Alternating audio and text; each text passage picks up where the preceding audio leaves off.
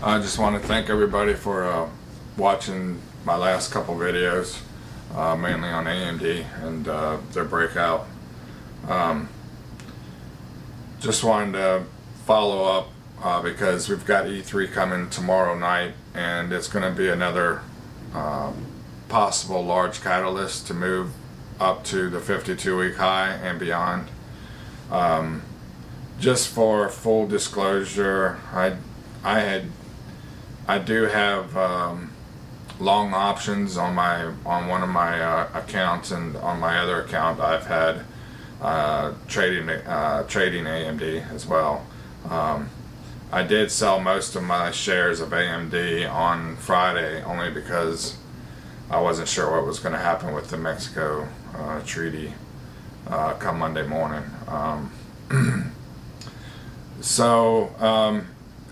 To me, Monday morning it's going to be almost a buy either way. If it drops down a little bit, I'm hoping for a pullback. I'm looking for a pullback to come back closer to the 31 level, and so I can go ahead and reload and go ahead and take that next leg up, as well as and if it starts to break out and confirms a breakout, then I'll just have to buy a little higher. That's okay too.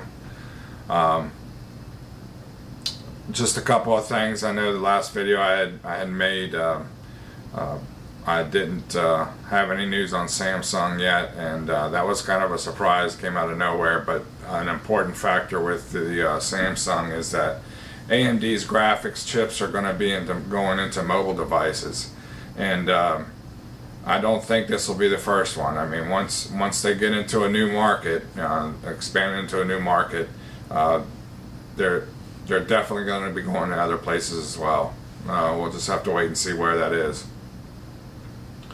The JP Morgan upgrade on Friday was surprising to me because they've been a bit of a bear for the last several years on AMD, and he basically just came out and said he was wrong, which just, you don't get that very often. It was a huge catalyst for AMD, and the Google Stadia ended up not being as much as a catalyst as I had hoped, or what I thought it would be, because we still haven't gotten any confirmation, as far as I know, on the CPU side, just the GPU side.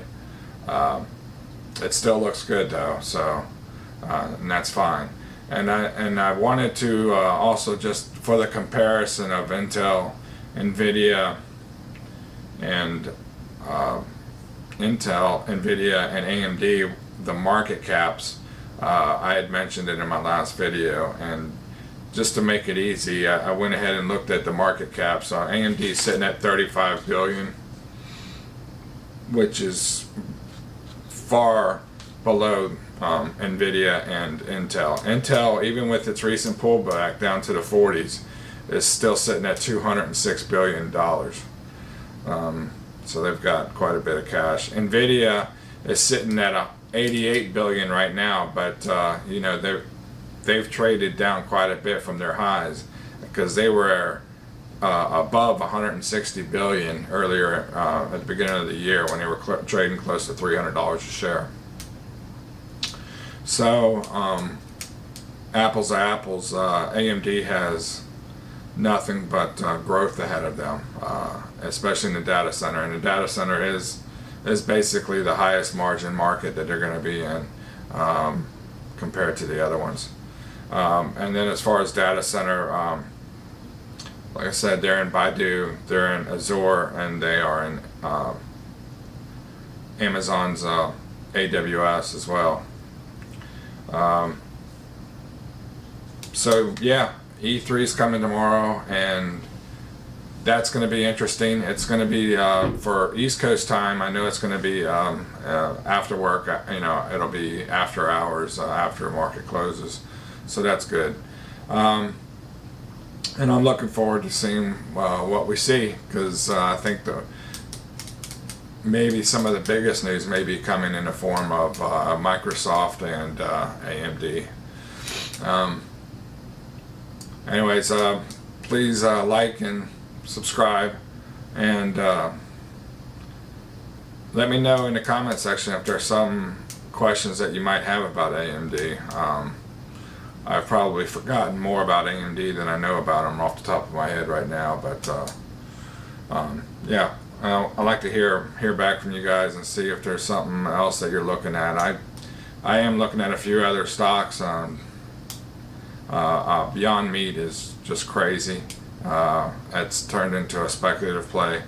I took a small put position. I'm not going to risk whole capital on shares on that right now, but I did take a small put position on them to see if they come back.